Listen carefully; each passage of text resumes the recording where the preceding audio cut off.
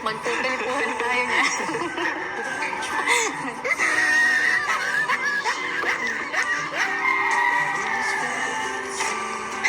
Maraming malulungkot. Daming malulungkot talaga. Isa na ako dun.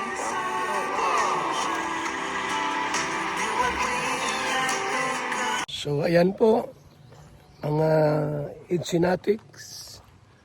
At sa ngayon, wala mo ng Idsi, pero huwag po nating hayaan po na yung Idsi po ay tuluyang maglaho o tuluyang mawala. Kasi maganda po ang kanilang pinagsamahan po, mga kaibigan.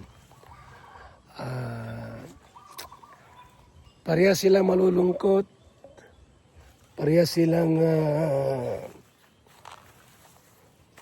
malulumbay. Alam mo na, di ba? Kapag ang dalawang pusong nagmamahalan ay nagkahiwalay, masakit po yun. So bilang mga Idsinatics, Idsin yan, huwag kayong pumayag na lubusang maglaho at lubusang mawala ang Idsi po natin. Tulong-tulong tayo na muling buhuin ang Idsi. Muling magsama si Papa Ido at si Baby Viancy po natin, mga kaibigan. Totoo ba? Malulungkot ka talaga. Naiiyak na ako. Charot. Hindi na umiyak. Ano? Nagakot na ako dun sa ano eh. Saan? Pero okay lang yan. Nakakalungkot. So nakakalungkot po. Grabe naman si Papa Ido. Nakakaiyak.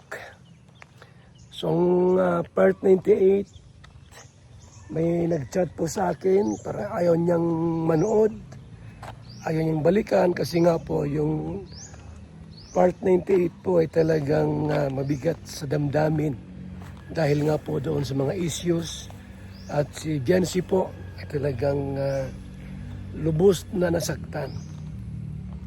So nawa po, mga kaibigan, yung ating po mga gagawin nito, mga pagsariwa sa nakaraan, ay magiging mitsa po na muling magkabalikan at magkatuluyan po itong si Viancy at Papa Ido.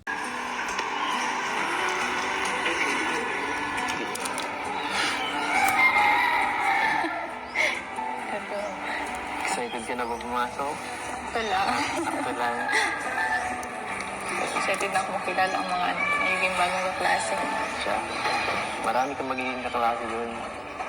Sigurado Nakasabay ako halo-halo. dati nung pag-enroll ko, babae. Nakikita ko mabait naman. Sa Patrick, di ba no? Ba't si Kuya Patrick, nursing yun eh. Oo, makulit-kulit yun eh. Dato.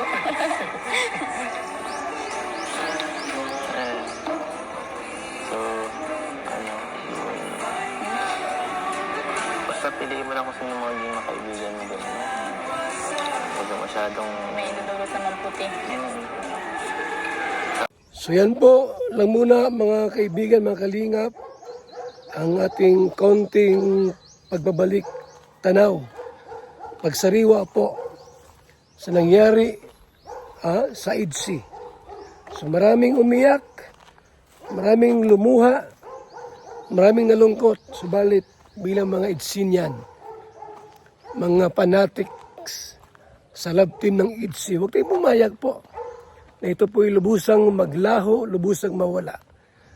Sama-sama tayo na muling balikan at sariwain ang nakaraan. Hayaan nyo po.